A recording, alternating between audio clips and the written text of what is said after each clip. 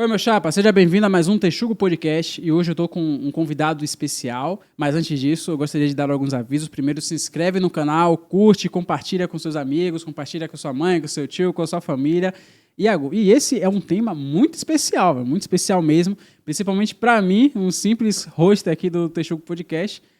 E é ele, o convidado, Ian Mendes. Tudo bem contigo? Tudo bom, Pronunciei certo, Yang? Yang, na verdade. Yang, errei. Eu falei Ian Mendes. Tranquilo, meu irmão. Vem cá, Ian, como é a história... só para introduzir o tema principal que você aborda seria oratória e comunicação, não é isso? Exato. Como foi a história, a sua história mesmo? Como foi que você começou a entender que era uma área interessante a ser abordada? O que você observou ali no seu início, né? Conta a sua história pessoal. Vamos lá, eu me considero e me classifico hoje como um ex-tímido. Uhum. Isso denota que duas coisas, que eu já fui tímido e que eu não sou mais. Então, já informa muito sobre Entendi. minha... Não foi propriamente uma escolha, mas o caminho que eu acabei seguindo. Não foi uma escolha pensada, planejada, não foi algo que eu pensei, caramba, eu vou ser professor de oratória para isso e tal.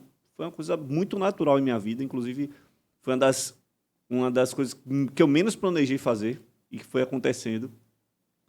Eu era muito tímido na infância e adolescência, eu sofri muito com isso. O tímido sofre muito por perder oportunidades e saber que está perdendo não por falta de competência, falta de capacidade, mas por perceber que ele não tem coragem. Sim. E acaba frustrando-se duas vezes, por perder a oportunidade e por sentir-se fraco.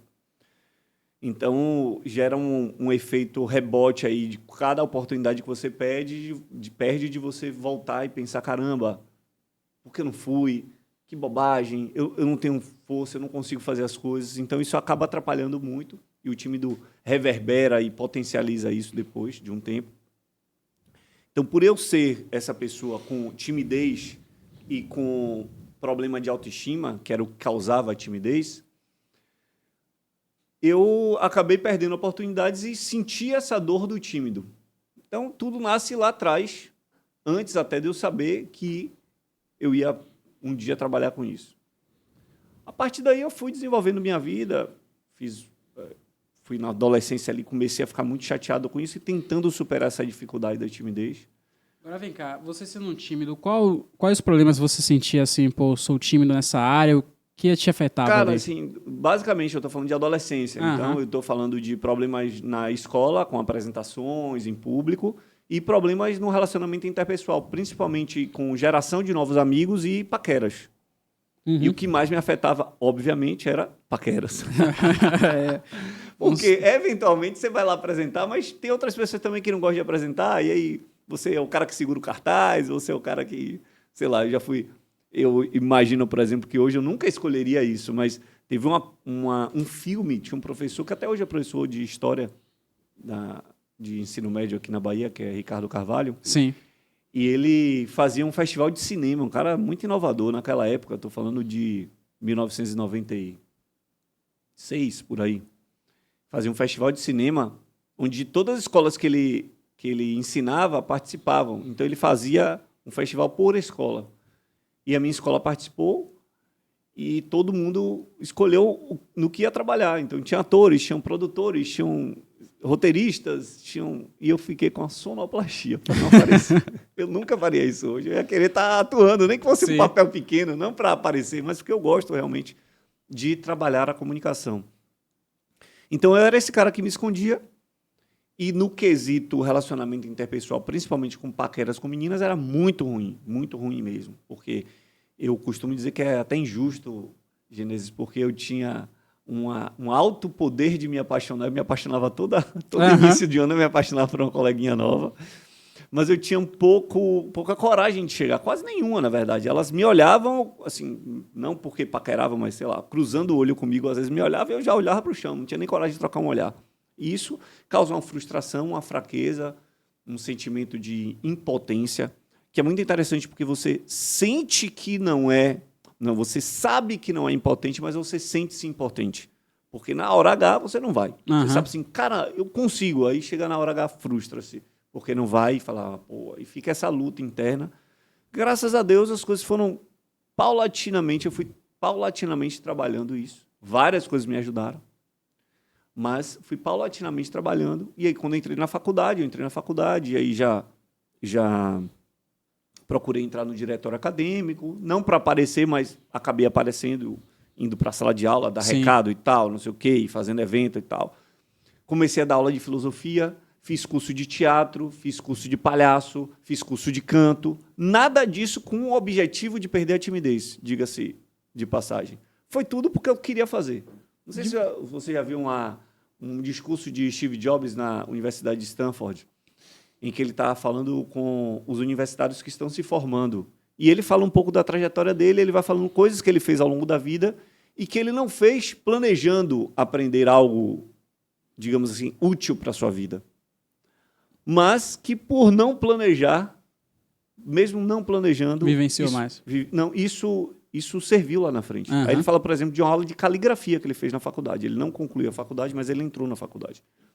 E tinha aulas opcionais, aulas eletivas, aulas que não são obrigatórias. E uma delas era de caligrafia. Ele ficava assistindo a aula de caligrafia. Véio. Lá na frente, ele fala que as aulas que ele assistiu ajudou ele a fazer fontes especiais que depois, segundo ele, foram copiados pelo Windows.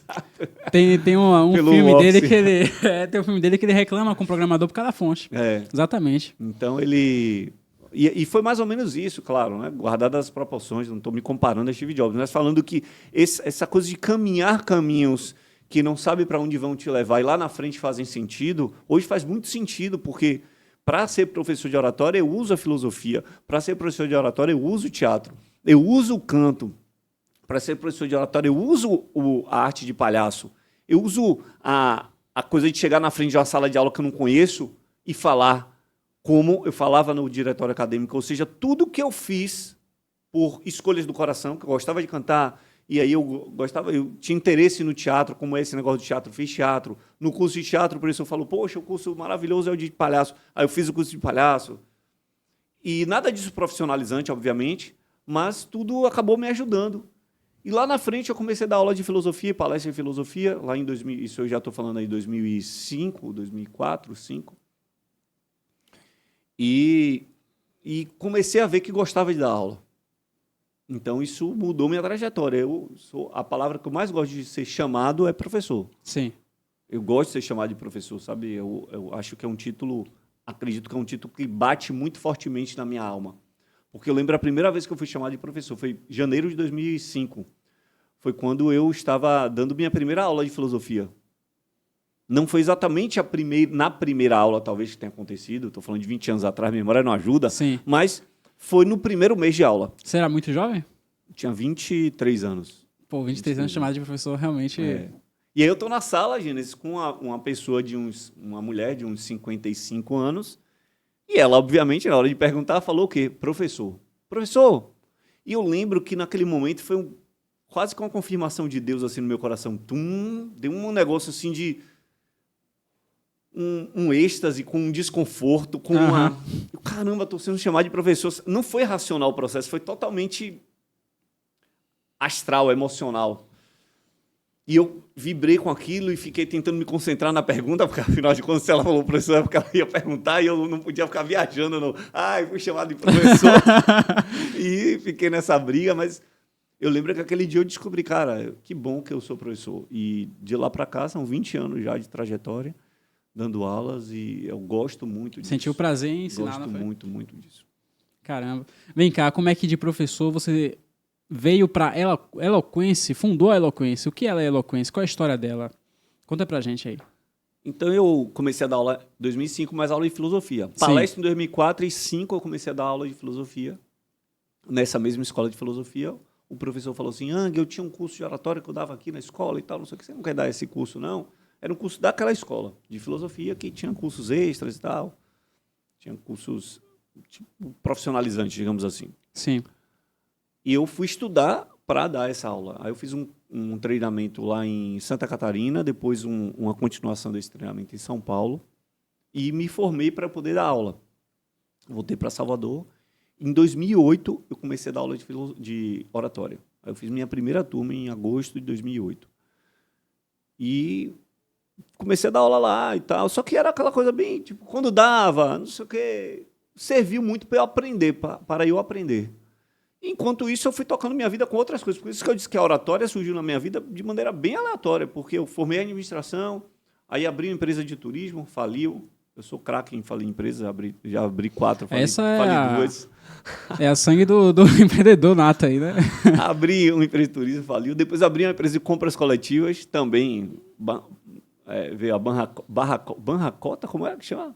Bancarrota. Uhum. Bancarrota. Conhece esse termo, não? Não falência. Não significa falência. Fui usar um termo bonito, acabei travando aqui no termo, mas tem um pouco que eu não uso esse termo. Então, veio a falência também. Mas isso tudo me ajudou a fazer a terceira empresa, que aí sim deu certo. A empresa que até hoje existe. Eu saí da gestão no primeiro ano, eu fiquei 1 ano na empresa. Mas em 2013 até 2014 eu fiquei nessa empresa, chama Agilize Contabilidade. Foi a primeira empresa de contabilidade online do Brasil. Eu fui um dos fundadores. Mas fiquei aquele primeiro ano enquanto estava dando aula de oratória. Em 2012 eu fundo a Eloquence. Só que ainda também sem já tinha mais turmas, mais movimento, mas ainda sem o profissionalismo, dividindo ali com a Agilize e tal, trabalhando na Agilize, na Eloquência, até que eu falei, cara, eu vou ter que decidir. Chegou aquele momento de decisão, o Y, já que meu nome é com Y, o Y da vida, a bifurcação ali. Falei, cara, eu tenho que ir para um canto ou para o outro. Eu estava no meio do caminho e um lado me puxava e o outro lado te puxa e você vai exatamente isso, você vai se sentindo esgarçado, assim, puxado, lascado de um lado para o outro. E isso causa dor. E quando você escolhe um caminho, seja ele qual for, e eu escolhi o da oratória, da Eloquência, tudo muda. E foi isso que aconteceu. A partir daí eu colhi muitos frutos profissionais, pessoais, de propósito, frutos de financeiros também. Hoje, tudo que eu vivi, que eu vivo, eu não sou multimilionário, mas a empresa me deu uma possibilidade de viver disso. Eu acho que você viver do que você ama já é ser milionário. Sabe? Satisfação é imensa, né? Você viver do que você ama. Então, digamos, você ama ser um host de podcast. E, um exemplo, você tem um podcast como o Flow, que te paga milhares, sei lá, centenas de milhares de reais por ano para você estar ali. Uau! Está num sonho. Profissionalmente, tem outras áreas da vida, mas essa área profissional, realmente Deus me deu esse presente, porque eu disse, não busquei, as coisas foram acontecendo, quando eu vi, eu tive que decidi pela Eloquence, e de lá para cá, 2013, 14 para cá, a empresa virou outra coisa, se transformou hoje, de fato é uma grande referência.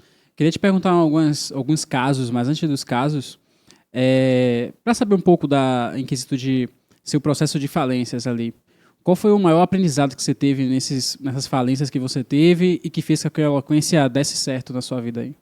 Muito bom. Eu até escrevi como coautor um livro e o capítulo que eu escrevo é Como Falir uma Empresa. Muito bom. É um ótimo livro, porque ótimo título. A minha primeira empresa, essa de turismo, eu tinha tudo para falir. Porque o tripé fundamental para falência eu tinha. Qual é o tripé fundamental? Porque, vamos lá, se você não tem um desses 3, pode ser que você dê certo. Tá. Se você tem pelo menos um dos 3, pode ser até que dê certo. Mas se você não tem nenhum dos 3, você vai dar errado. Assim, é certíssimo que você vai dar errado. Para abrir uma empresa, você precisa ou conhecer do assunto, do que você vai fazer, conhecer do negócio, do business, beleza? Não do meu trabalho, eu sou comercial, não é comercial, não. Você entende do business, sei lá, tecnologia, você entende do business saúde, você entende do business turismo? Não entendia. Eu não entendia de turismo. Beleza, mas se você não entende, mas você tem grana, você contrata quem entende e gerencia essa pessoa. Sim. Eu não tinha dinheiro. Cara, é o terceiro. Se você não entende e você não tem grana, às vezes você tem tempo para se dedicar para entender. Eu também não tinha tempo. Eu trabalhava full time, ainda era voluntário numa associação. Ou seja, se você não tem tempo, não tem dinheiro e não conhece o tema, é certo que você vai falir. Não tem erro. Então é só uma questão de tempo. Qual é esse tempo? O tempo que o seu dinheiro vai aguentar. Um pouquinho de dinheiro que você tem, né? Daquele fôlego que você vai botando no início. E aí fiz tudo errado. Aluguei escritório antes da hora. Podia ficar trabalhando de casa. Não existia tanto esse movimento home office, Mas eu poderia começar de maneira mais sutil, não precisava de escritório, ninguém visitava a gente. Escritório é para se alguém visita, ninguém visitava. Era só por telefone, e-mail e tal, podia fazer tudo de casa, já economizava essa grana. Então, alguns aprendizados assim que você vai tendo e que ajudam. Mas eu não acho que os aprendizados que eu tive foram o que me ajudaram a ter sucesso na eloquência. Eu acho que o que mais me ajudou foi amar o que eu faço. Porque aí, bicho, eu digo para vocês, hoje a gente já fez, sei lá, 430 turmas, um exemplo. Chutando por alto. Isso eu estou falando de 13 anos de história. 13 anos de história, 400 turmas. Mas, se você parar para ver, quantos finais de semana a gente tem no ano? 52. Aproximadamente 80% das minhas turmas foram finais de semana. Se você pegar em 13 anos, vezes 500, vezes 52, dá uns, sei lá, 520 mais 52, mais 100 e pouco, vamos lá. 700 finais de semana. Sim. Eu estou falando de 400 turmas, 80%. Então, 300 turmas, sei lá, 300 e poucas turmas, 300 turmas, para arredondar, foram finais de semana. Então, eu estou falando de 700 finais de semana em 13 anos, em que eu abdiquei de metade deles. Isso não se faz planejando, isso se faz por amor, cara. É verdade. E eu estou falando só do curso de oratória. Se eu colocar pós-graduação, que também acontece no final de semana, eu estou quase dobrando isso aí. Ou seja, final de semana livre, esse agora mesmo vai ter. Quando eu olhei na agenda, eu falei, meu Deus, estou de folga esse final de semana agora. Caramba, estou de folga. Eu nem, juro para você, às vezes eu nem sei o que fazer. Velho. Quando sábado eu não estou trabalhando, eu falo, e aí, faz o quê? Eu não sei, não tenho programação, porque minha rotina é essa. Ou seja, deixa de ser um sacrifício aquilo que é para todo mundo. Ah, o sol, não sei o quê, barará. Férias, irmão. Férias. Eu tirei, nesse período todo, talvez 20 dias, um ano que eu viajei para fora, outro ano que eu viajei para fora 15 dias. Fora isso, 5 dias aqui, 7 acolá. Não é porque eu não preciso descansar, todo mundo precisa, mas é porque a minha necessidade é muito menor por fazer o que eu amo. Então, eu acho que fazer o que se ama, além de todos esses benefícios, você faz de maneira mais preciosa, mais dedicada, mais cuidadosa, e isso vai gerar repercussão. As pessoas vão enxergar valor e, claro, num serviço entregue como um serviço muito, muito especial, como a transformação humana através da comunicação, isso vai gerar um negócio de caramba. E as pessoas falam isso. O maior elogio, 2 elogios que eu adoro quando acaba o curso, que as pessoas fazem, que eu amo, primeiro, rapaz, nem senti o tempo passar.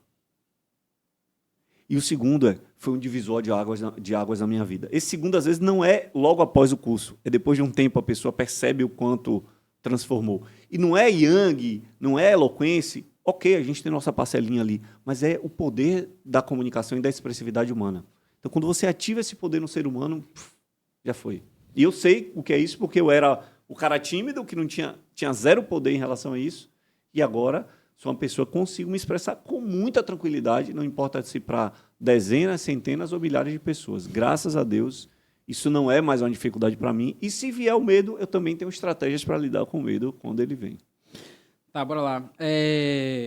O que você acha que gera a timidez em si? Seria o ambiente, família, a estrutura inicial de sua vida? O que você consegue observar e dizer, isso aí que normalmente gera a timidez? Muito bom, excelente pergunta. Porque é o seguinte, tem uma característica chamada introversão e outra chamada extroversão. São características opostas e naturais.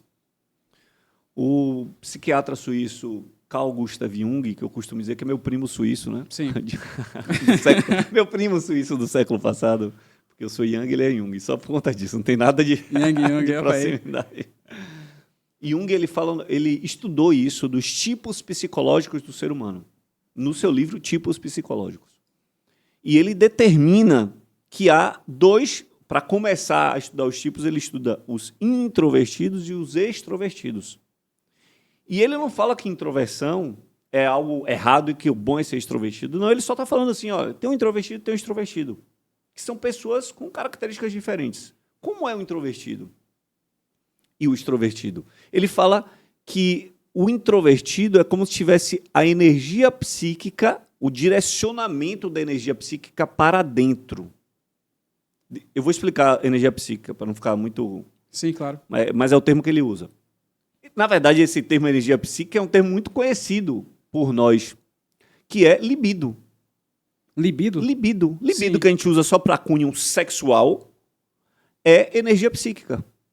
É Sim. onde está a sua energia emocional, sensorial e mental. O que é libido é o tesão em relação a alguma pessoa. Não é isso? Sim. Rapaz, eu tô com libido, ativou a libido em mim, e aí, isso é o quê? A energia psíquica está direcionada para aquilo.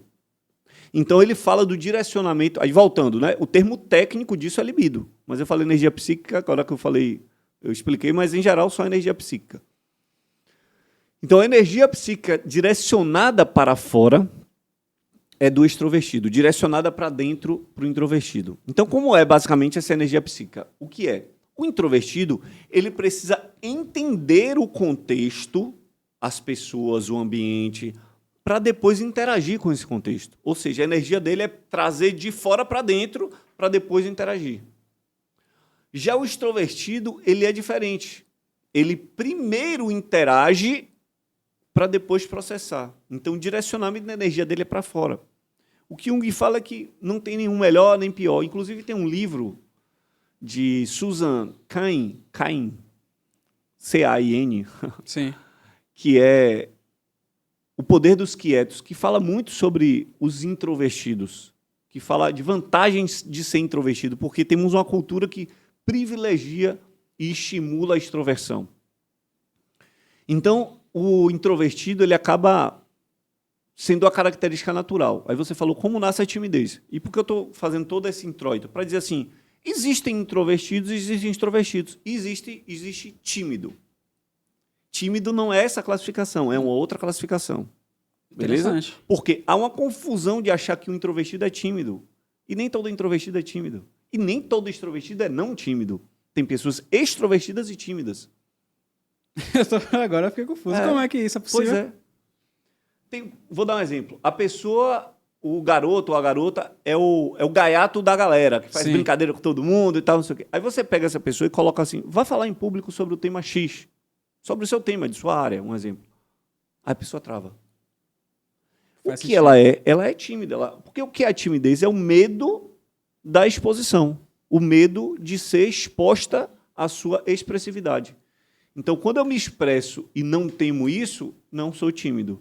Quando eu me expresso e temo o que vão achar, o nome disso é timidez. Beleza? Sim. Então, seguindo essa linha, por que essa pessoa gaiatinha da turma, na hora que vai para frente, é tímido? Trava, porque é tímido. E por que aqui nesse contexto ele não é tímido? Porque timidez não tem a ver com um cômputo geral da pessoa, um âmbito geral da pessoa. Tem a ver, às vezes, com características. Eu sou tímido na minha expressividade intelectual.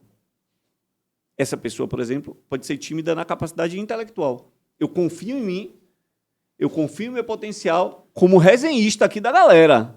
Mas como a cara que vai falar sério, não. Então, ali nasce a timidez. Basicamente, timidez é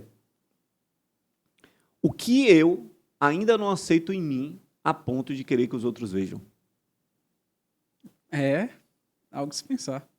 Então, às vezes eu não aceito o meu nariz, às vezes é físico, eu não aceito meu nariz, minha orelha, meu braço, meu não sei o quê, meu joelho. Às vezes é intelectual. Eu me acho burro pra caramba, eu não sou um cara com boas ideias. Às vezes eu me acho desengonçado. Às vezes eu me acho, ou seja, mais postural, corporal, movimento. Às vezes eu me acho sem graça, mais comportamental, sabe? Então, eu não gosto disso, um exemplo, e por conta de não gostar, eu falo, cara, quando eu estiver lá na frente, todo mundo vai ver esse negócio que eu nem aceito em mim ainda, que eu acho horrível em mim. Se eu acho horrível em mim, o que vai acontecer? O outro vai achar horrível também. Então, por exemplo, quando você fala da origem da timidez, a origem da timidez, por conta disso tudo que eu estou falando, a introversão e a extroversão é natural, mas a timidez é construída. E pode ser um contexto de traumas, pode ser de convivência, pode ser de excesso de o que hoje chama de bullying, né? Assim, alguém ser muito criticado em uma área e a pessoa trava, não quer nunca mostrar.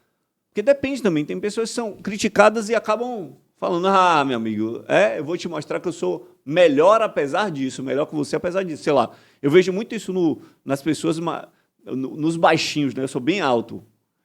Sim. E os baixinhos costumam ser pessoas que querem provar para o mundo que são bons. Tem isso, não sei se é porque, eu sou baixinho, mas você vai ver que eu sou bom, sabe? Sim. Eu vejo isso muito nas pessoas que... Nem todas, né? Obviamente, a gente pode generalizar, mas eu vejo que, em geral, assim, o baixinho é retado, sabe? Sim. E o cara mais alto, ao contrário, fica meio... Eu sou desse, assim, que eu tive que conquistar a autoconfiança, porque o cara alto, geralmente, aí se curva, fica... Eu era, assim, corcunda, porque... Foi também, fica com medo de ser muito alto. Mas por que eu falei que pode ser de trauma? Que no meu caso era de um trauma. Eu tinha, e tenho, na verdade, um problema físico. Eu vou até tirar aqui para mostrar. Eu tenho um problema físico no braço e isso me atrapalhava muito. Eu não tinha confiança. Eu quebrei esse braço esquerdo aqui. Não sei se a câmera está vendo bem. Aqui. Dá para ver. Eu quebrei esse braço esquerdo 2 vezes. Com 3 e com 7 anos. Então, imagine, 3 anos, 7 anos... Quebra o braço. Na infância. E aí, meu amigo, eu ficava muito travado. Depois que eu vi isso, né? Eu só sentia timidez. Depois de entender o que era timidez e tal, expressividade, que eu recuperei. Porque eu era tímido, cara, com esse braço. Era magrinho, bem magrinho. Com esse braço, e, ser magro com esse braço é pior, porque fica essa parte fininha, essa fininha e o cotovelo assim, grandão, né? Aí ficava pior ainda, magrinho com esse braço. Então, isso me travou muito. E eu só fui perdendo a timidez à medida que eu fui aceitando o meu braço, que é do jeito que é. Caramba, velho. Enquanto eu falava assim, tomara que não vejam, agora não, eu tiro a camisa para mostrar. Eu podia nem estar falando disso, não podia não. Podia seguir meu podcast aqui sem falar? Podia, de boa, falar teoricamente, mas eu quero mostrar na prática que se eu não aceito aquilo internamente, quando eu for lá para frente, eu vou achar, tá todo mundo vendo, vão achar o que disso? Tô nem aí, meu amigo. Eu aceito, eu sou assim. Na verdade, eu digo para você, eu só sou o que sou por conta dele também. Yang, você tá me dando mais do que uma aula, velho. É uma lição de vida porque o meu caso foi o mesmo, velho. Foi? Eu tenho aqui não sei se você sabe, eu tenho uma deficiência nesse ombro aqui. Não. Alguns percebem aqui o movimento do braço é mais limitado. E no primeiro episódio, quando eu me vi, não foi nem pelo ombro assim, mas outras características minhas que eu não considerava interessante aí nas câmeras. Rapaz, eu lembro que eu gravei, quando fiz a transmissão, fiquei de um lado para o outro, ansiedade extrema, sem conseguir aceitar como eu era ali, me vendo ali, outras pessoas me vendo agora. Eu lembro que nesse dia eu fui até treinar para desestressar, mas foi exatamente isso. Tudo isso que você disse aí foi exatamente o que eu senti. Eu fui forçado a fazer o Texugo, forçado. Quando eu falo forçado é porque tinha que começar. Então, querendo ou não, eu tive que quebrar todos esses problemas logo de início e se observando mesmo. Mas hoje eu já me sinto bem melhor com isso, já estou bem mais centrado ali em estar aqui conversando. No início, eram tantos travamentos na fala, em tudo, em me observar demais, estou ali me olhando o tempo todo. É uma aula aqui, é uma aula que eu estou tendo aqui. Porque também tem isso, Gênesis, que a gente... Primeiro, a gente não aceita nem quer olhar. Uhum. Não aceita que possa existir isso na gente. Velho, caramba, não aceito e tal. Por que comigo? Aí começa a ficar barerê, barará. Depois tem esse processo de, cara, tudo bem, faz parte. Mas a verdadeira superação é amar. Que é falar, cara, eu amo isso porque eu só sou, e digo pra você, eu não sei quem eu seria se não fosse esse braço, eu seria outra coisa. Poderia ser melhor, pior, sobre alguns aspectos? Poderia, mas assim, eu amo quem eu sou. E eu só sou quem eu sou por conta de meu braço. Então, hoje eu falo assim, rapaz, Yang, você preferia ter um braço perfeito ou assim? Perfeito, claro, óbvio. Mas eu não queria deixar de ser quem eu sou. Aí, como é isso? Quem eu vou ser se eu tivesse desde cedo o braço perfeito? Não sei. Que eu gosto muito de quem eu sou. Então, olhar para trás e falar, caramba, será que eu mudaria minha história? Não sei se eu mudaria minha história. Nesse aspecto de escolha, sim. Muitas escolhas erradas eu mudaria pra caramba, sabe?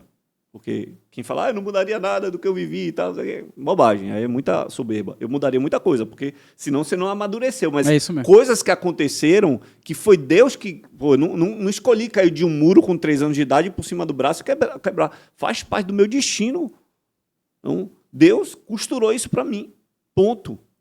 e que se costurou, ele sabe mais do que eu, é porque tinha que acontecer. E hoje, olhando, até com essa visão cristã, eu falo, pô, que maravilha, tinha que acontecer mesmo. Quando a gente olha as coisas e fala assim, isso aqui eu não construí, mas aconteceu, rapaz, tinha que acontecer, né? Pô, tá tudo bem. Porque tem coisa que a gente constrói, tem cova que a gente mesmo cava, né? Sim. Deus está falando, não vai, a gente, peraí, agora não, que eu estou cavando um negócio importante. Ele, rapaz, é sua cova. Não, rapaz, tem um tesouro aqui, Deus não vai. E você está vendo que tudo está embarreirando ali para você fazer o negócio e você vai insistindo. Até que Deus fala assim, que a Bíblia diz, né, que quando Deus larga a mão da gente, é que ele larga a mão da nossa própria vontade. Quando a gente quer fazer a nossa própria vontade e fica insistindo, Deus larga a mão, e que é o pior castigo que ele pode fazer com a gente. Não é punir, não é punição de Deus, não. O pior castigo, ele fala assim, haja conforme a sua vontade. Não é isso que... A gente pode até não conhecer a Bíblia, mas todo mundo conhece um trechinho da Bíblia que está lá no Sermão do Monte, que é a oração do Pai Nosso. Sim. E lá está falando que seja feita a tua vontade. Não é a minha, não, a tua.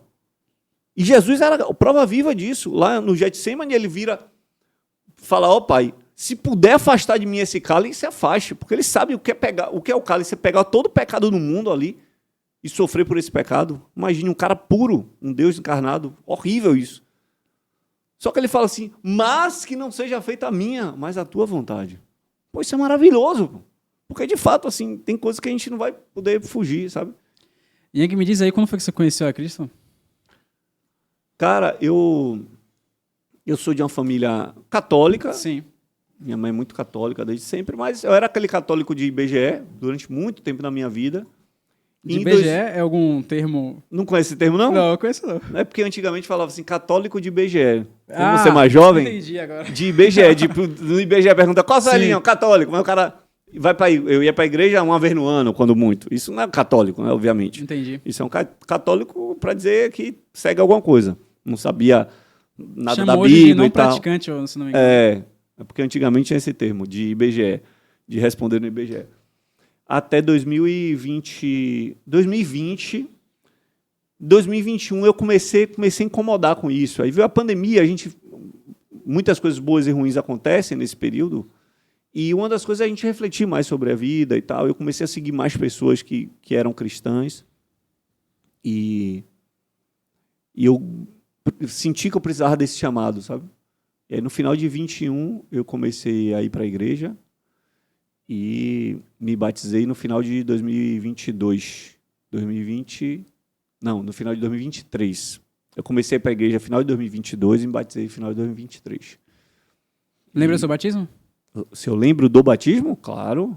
Você subiu como? Demais. Subi como assim? Saiu da água. Rapaz, foi um dos dias mais emocionantes da minha vida, velho. Eu chorei muito, assim, fiquei muito emocionado. Poucos dias foram tão emocionantes, talvez o nascimento dos meus filhos e esse dia, assim, do batismo. Que é um nascimento também, né? É um novo nascimento. Foi impressionante como foi tudo ali, E meu nome é com Y, eu fui o último, né, cara?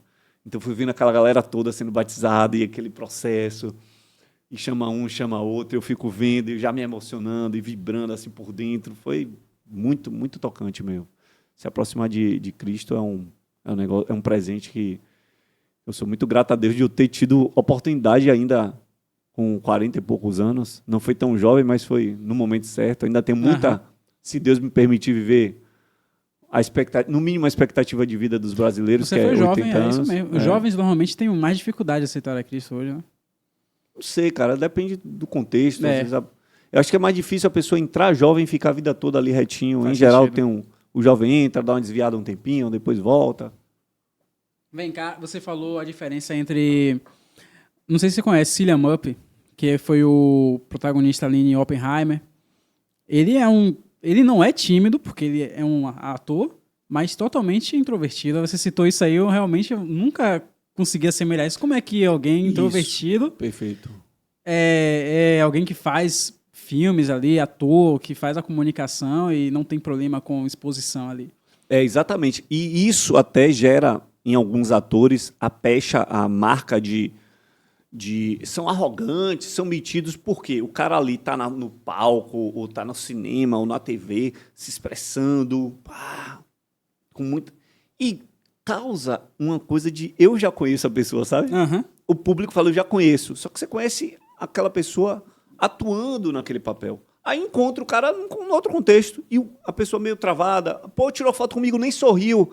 Não significa que ele estava de mau humor, às vezes é timidez mesmo. Muitos tímidos são tidos como metidos no contexto geral, não só atores, mas sei lá, a pessoa... a galera me acha metida no trabalho. Por quê? Porque é tímido, porque não chega, não dá um bom dia certo, ou dá um bom dia para dentro, não olha no olho. Aí parece que não está querendo interagir, mas na verdade não consegue. Porque o que é timidez? É uma prisão psicológica da sua expressividade. Então, a introversão é a preferência de não se expressar.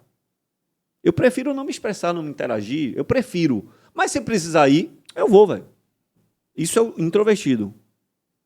O tímido é, caramba, eu nego tudo que eu posso negar de oportunidade.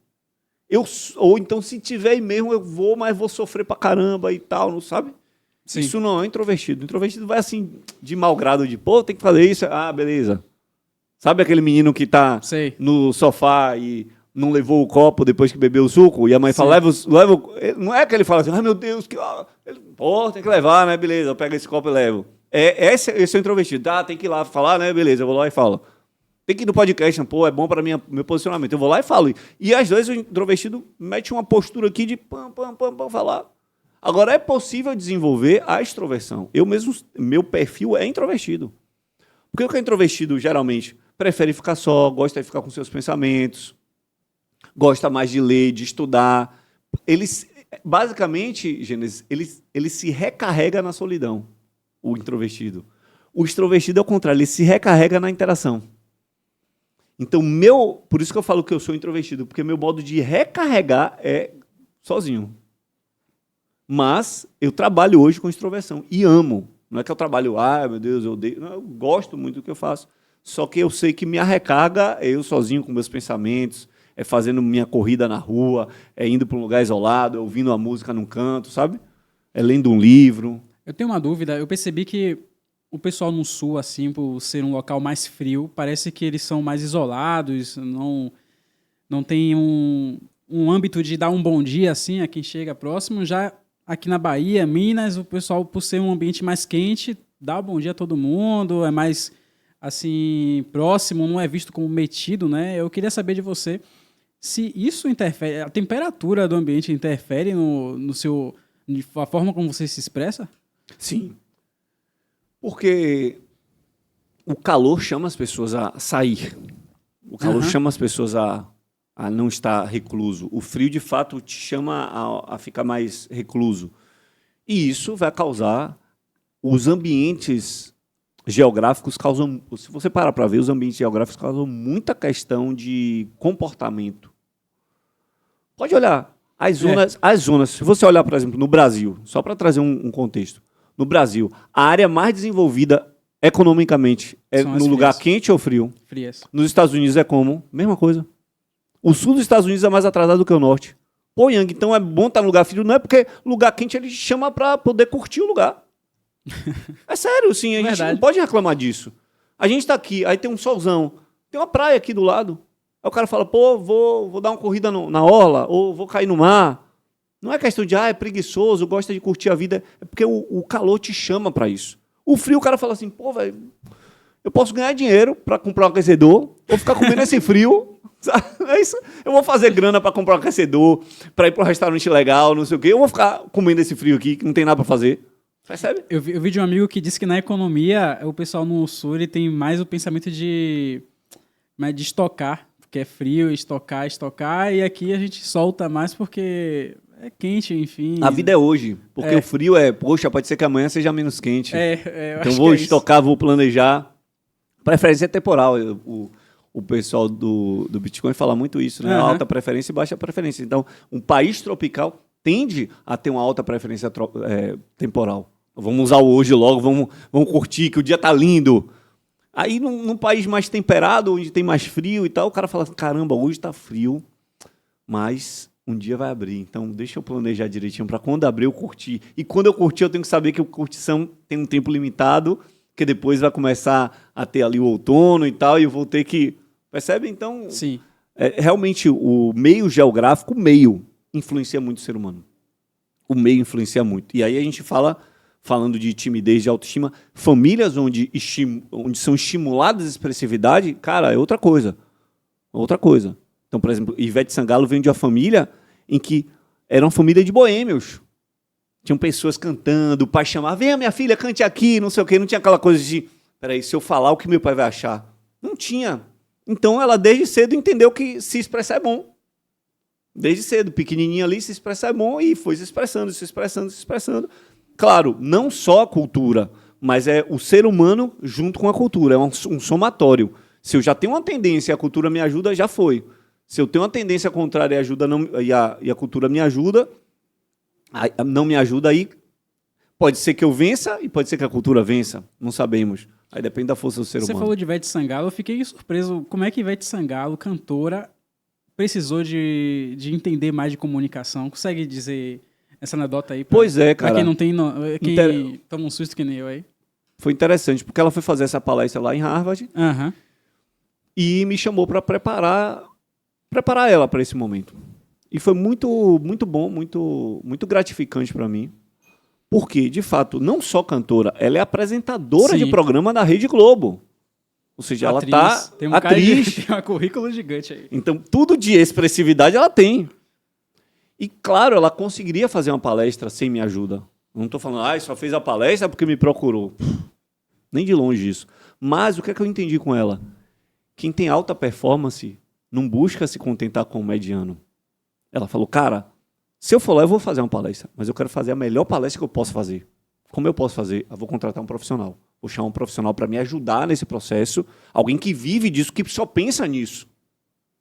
Porque eu entendo disso. Eu posso até parar, estudar e ir sozinha, mas ela tem 1000 coisas para fazer. Então, um bom profissional, ele vai entender o valor do seu tempo. Ela sabe que é muito melhor contratar o tempo de alguém do que parar ali horas e horas para estudar como é que faz uma palestra e tal, treinar sua palestra, se gravar, se olhar. Então, é muito melhor estar comigo ali e eu ajustar isso. Então, por ela ter alta performance em tudo que fez, ela sempre quis ser a melhor e realmente é muito boa, entrega muito bem em tudo que faz. Não à toa, também na palestra, ela procurou, nunca tinha feito uma palestra, ela já fala muito em público há 30 anos, 40 anos, sei lá, quase 40 anos. Mas falar em público com estrutura de palestrante não tinha. Então foi procurar e eu achei isso muito humilde e sábio da parte dela, que às vezes a gente não tem. Às vezes a gente começa a ter sucesso numa área e é isso que eu falo até que é soberba, que o tímido às vezes tem muito medo de ser soberbo, de parecer que é o grandão. Aí não fala nem das suas virtudes. Um exemplo, uma coisa clássica do tímido. Eu falo assim, pô, Gênesis, adorei sua camisa. Eu estou falando da sua camisa, eu não estou falando que você é o cara mais lindo do mundo, eu não estou falando que você é o cara mais estiloso, eu não estou falando que sua camisa é cara, não falei nada disso, só falei que gostei de sua camisa. Só que o tímido tem dificuldade de receber elogio. Aí, geralmente, ele nega, ele fala, não, rapaz, mas foi baratinho, eu comprei na promoção aqui, rapaz. Eu não estou perguntando o preço, meu irmão, eu só falei que eu achei bonito. Então, por que o tímido faz isso? Porque ele tem medo de ser soberbo. Mas o que é soberba? A soberba não é saber no que se é bom. A soberba é, por ser bom em algo, se achar melhor que o outro em tudo, ou que os outros. Entendi. E humilde já é o contrário, falar, eu sou bom. Tem alguém mais humilde do que Jesus? Não tem. Foi o cara mais humilde. Ele fala na Bíblia, aprendam de mim sobre humildade. Mas Jesus é o cara que falou, eu sou a luz do mundo. Isso é humilde? É. Eu sou o caminho, a verdade e a vida. Porque isso é saber quem se é e expressar isso para o mundo, não é falar eu sou melhor que o outro. Então, se você fala assim, cara, eu sou host de um podcast. Você está sendo orgulhoso, soberbo? Não, você está falando que você é. Eu tenho 1,92 de altura. Eu, Yang, tenho 92 de altura. Eu falo, rapaz, eu sou alto. Comparado com o povo brasileiro, eu sou alto. Eu estou me achando? Não, eu só estou falando o que eu sou. Eu sou professor de oratória. Eu tenho uma empresa que já formou 400 e tantas turmas. Eu já formei Ivete Sangalo. Eu estou me achando? Não, eu estou falando da minha história, de coisas que aconteceu. Uma coisa é eu falar isso, outra coisa é eu falar, rapaz, nenhum professor de oratória é tão bom quanto eu. Ou eu sou o cara, velho. Você entende de podcast, qualquer coisa aí, mas eu sou o cara, porque eu sou o cara da oratória. Hã? Entendeu? Então, por medo de se colocar nesse lugar, você nega uma característica natural, que é reconhecer o que você já traz de bom. Não significa que você não possa melhorar, quanta coisa de oratória eu posso e devo e quero melhorar ainda. Mas isso não significa que eu não já tenho uma trajetória, que eu não tenha avançado e que eu não possa ajudar outras pessoas com isso. Perfeito demais. Na verdade, eu queria ter uma pergunta para você também. Por exemplo, alguém entra em contato contigo, tem problemas de timidez, problemas, assim, é bem observado de que os problemas dela envolvem psicológicos. Uhum. Você comunica como profissional, você apresenta a ela a comunicação ou primeiro um psicólogo, você no caso, ou como é que seria? Uhum. Gênesis, tem questões que são mais de cunho psicológico e tem questões que são mais de cunho técnico da oratória. A gente, no curso, nos treinamentos, nas mentorias, trabalha algumas questões também psicológicas. Eu tenho uma pós-graduação em psicologia e aí eu utilizo o meu conhecimento que eu tenho também curso de programação neurolinguística, de psicanálise, então eu vou utilizando as ferramentas que eu tenho para ajudar essas pessoas. Mas isso não significa que, você não precisa de psicólogo, faz comigo aqui. Não estou dizendo isso, só estou dizendo que, às vezes, as ferramentas apresentadas de maneira associada, técnicas de comunicação, técnicas posturais, técnicas de dicção, técnicas de estrutura da mensagem, junto com técnicas de controle da ansiedade, do medo, vão te ajudar. E, às vezes, só precisa disso. Outras vezes, não. Então, depende mesmo. Depende do contexto de cada um. Tiveram casos absurdos, assim, da pessoa chegar com uma gagueira de 50 anos de gagueira e fazer uma mentoria depois de um tempo. E a gagueira muito, muito por conta da questão psicológica, de autoconfiança, de autoestima. E depois de alguns meses ser curada. Ser resolvido. Porque gagueira não cura, a pessoa ainda fica com aquilo ali, mas resolve e a pessoa consegue se comunicar. E esse antes de chegar na outra frase... Seria um problema na comunicação? Um vício de linguagem que a gente chama de cacoete comunicativo. Vou entender aqui. Monitorando a gente aqui. Cacoete. Então, a gente tem que resolver isso porque suja a nossa fala, suja a nossa comunicação. Caguete. Cacoete. Cacoete. Caguete é quem denuncia o outro. Cacoete, que é caco, não é cacoete. Então, tá, bora lá. Outro quesito também que eu queria citar com você é, por exemplo, a família. Tem um impacto gigante quando se fala em comunicação. Não falo comunicação, timidez em geral. Como isso afeta na pessoa desde a infância, algo assim? Ou então não tem não pensa em ser uma autoridade porque foi pré-julgada desde muito cedo, consegue trazer influencia muito. A gente já sabe hoje, os estudos mostram que o processo educacional é fundamental para a gente. Podemos superar, como eu te falei, tem uma força cultural, e aí quando eu falo cultural não é só cultura geral, é cultura, endocultura, essa cultura, a microcultura dentro de casa, então qual o contexto que você vive, e você ter pessoas, pais, irmãos, parentes, que te estimulam a se expressar é uma coisa, e que não te julgam pela sua expressividade é uma coisa, o contexto contrário vai travar você, pode vir a travar. Então, sei lá, a criança colocou ali, você é burra, pô, caramba, você é burra, você não consegue falar direito, fala agora direito. Às vezes é um comentário que a gente faz assim, e, poxa, isso não é o que eu quero que ela se expresse, eu quero que ela fale. Quer dizer que crianças também podem sofrer coisa de não conseguir se expressar. Sim. Na verdade, muitas vezes nasce na infância, esse processo de timidez, de falta de expressividade, porque às vezes é o pai, às vezes a mãe, às vezes o professor, às vezes um tio, às vezes um primo, às vezes, sei lá, um irmão mais velho, que faz uma crítica contundente e mais recorrente. Uma coisa pontual, não. Você fala, que burrice, você falou. Não é o melhor dos mundos fazer, mas às vezes acontece. Só que todo dia a pessoa fala, rapaz, você fala demais, meu, cala a boca aí, você não fala nada com nada, sabe? O que fica na cabeça? Você não fala nada com nada, aí a pessoa, poxa. Uma criança que tem problema de se expressar, problema de conversar diariamente ali, você recomenda o que a ela? Para os pais daquela criança ali? Os pais podem... Às vezes os pais estão até preocupados, querem saber como fazer algum tratamento ali, alguma forma... dependendo, se não for nada neurológico, nada mais psicológico, o que a gente recomenda é que a pessoa possa interagir mesmo com o filho. Buscar perguntas, ouvir, buscar contar história, ouvir histórias. Exercícios? Porque a criança tem uma tendência a ser mais, quando ela tem dificuldade de se expressar, mais fechada. E a gente não sabe perguntar, tipo, falar, e aí, pai, como é que foi sua escola hoje? Meu filho, que é comunicativo, sabe o que ele fala? Foi legal. Aí eu tenho que buscar outras perguntas, porque, ok, ele respondeu a minha pergunta, não foi? Aí eu pergunto, que aulas você teve? Aí ele vai ter que falar as aulas. O que é que você aprendeu nessa aula de inglês hoje? Isso. Você brincou de quê no intervalo? Eu estou estimulando o quê? Ele dialogar, ele conversar, ele trazer coisas. E isso vai servir porque ele vai entender sobre narrativa ali.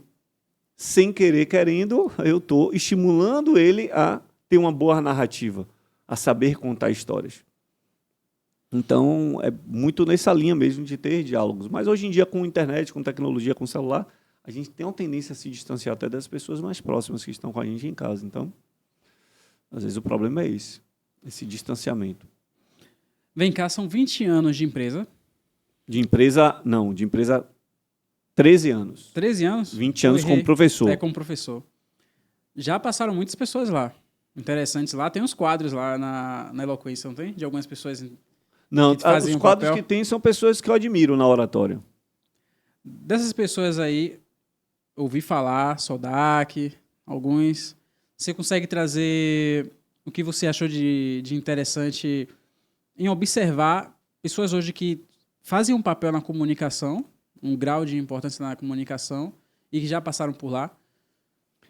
Cara, eu acredito que, como eu falei mais cedo, é a questão do amor. Uhum. Quem ama o que faz, bicho, o negócio fica lindo demais. Porque o trabalho... Eu entendo que o trabalho tem coisas que você gosta e tem coisas que você não gosta. Mas se você gosta do resultado do seu trabalho, isso te estimula a enfrentar dias difíceis. Eu já dei aula, cara, me separando. Já dei aula com dor de barriga, com a mãe do meu filho no hospital, grávida, e com pré-eclâmpsia lá, e eu tendo, na sala de aula dando aula, sem saber se meu filho ia nascer ou não, como ia ser, sabe? Já dei aula com pé quebrado, com enxaqueca, tudo não, mas vários contextos desafiadores já surgiram. Tanto emocionais quanto físicos, dando aula. E eu digo para você com muita tranquilidade, se fosse qualquer outro trabalho que eu não curtisse, eu ia inventar qualquer coisa para poder desviar. E não é nem desvio, pô. Você está com dor de barriga, você vai dar aula. Foi até uma história para a gente fechar aqui, eu queria trazer essa história engraçada. Foi uma história engraçada. Vontade. Eu estava com dor de barriga e com o pé quebrado no mesmo dia, dando aula. Eu comi alguma coisa na véspera, acho que uma acarajé, alguma coisa assim, mais forte e de um lugar que eu não conhecia. E acordei de manhã bem e tal, fui. Depois do coffee break da manhã, do curso, eu comi o coffee break, então ativou o estômago. Ele deve ter falado, pô, irmão, eu já estou tentando processar isso aqui, você joga mais comida, peraí, agora você vai sentir o que? Aí, irmão, eu comecei a sentir uns arrepios, dando aula, daquele arrepio mesmo de diarreia, sabe, de dor de barriga profunda. Meu Deus, como é que vai ser isso? E eu, caramba, eu ainda pensei, se eu não tivesse com o pé assim, eu colocava um vídeo para eles, falava, vou botar um vídeo aqui para vocês analisarem, um vídeo de 10 minutos, 15 minutos, e saía, ia para o banheiro e tal, não sei o que, mas com o pé, assim, eu ia pegar a muleta, de muleta não ia dar tempo, ia gastar muito tempo, entra de muleta, sai de muleta, eu falei, cara, eu sem conseguir concentrar, até o momento que eu falei, cara, eu vou ter que acabar mais cedo antes do almoço. Aí falei, gente, vamos acabar um pouquinho mais cedo, meia hora antes, porque eu não estava aguentando mais, né? Mas aí eu inventei uma desculpa, meia hora antes, para a gente poder almoçar, voltar logo, não sei o quê. Aí o pessoal, bora, beleza, aí, valeu, gente, tal. Aí pronto, eu falei, ufa, vou ao banheiro. Eu fui ao banheiro. Só que a turma era pequenininha, acho que tinham 7, 8 pessoas. Só estou falando dos primórdios lá, 2013. E aí pronto, fui ao banheiro, tal, me aliviei, graças a Deus. Eu fiquei um tempão lá, né? Como, obviamente, dor de barriga você não faz logo e sai, porque você fica ali, será que vai vir mais? Então você fica ali, né? Aí fiquei, quando eu saio do banheiro, Gênesis, tá todo mundo me esperando para almoçar junto. Não adiantou. Não adiantou. Desculpa. Todo mundo esperando assim, eu olhei assim, a gente tá esperando você aqui. Tá, fingi que fiz cara de paisagem e segui em frente. E almocei uma folha de alface, pronto, só para dizer que eu almocei alguma coisa.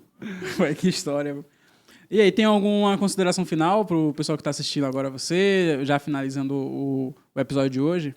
A consideração que eu trago é um pouquinho mais profunda, talvez, mas é que se você souber de fato, profundamente, do amor de Deus por você, toda a sua carência por medo de se expressar vai por água abaixo. A gente é muito carente porque às vezes a gente não sabe o quanto a gente é amado. Então eu queria deixar esse recado. Você é amado por Deus, Deus te ama muito e te quer perto. Apesar de quem somos, a gente não é bonitinho não, viu? Todo mundo aqui é sujinho, viu?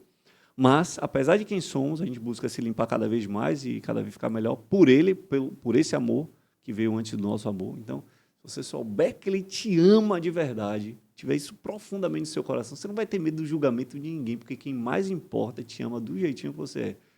Então, quando você aceita e reconhece esse amor, tudo muda. Espero que você aceite e reconheça o mais cedo possível para curtir essa maravilha que é ser amado e reconhecer que é amado por Deus. Obrigado, minha honra. Valeu, irmão. A presença. Um abração. É isso aí, vamos lá. Próximo Texugo Podcast tá no ar, viu?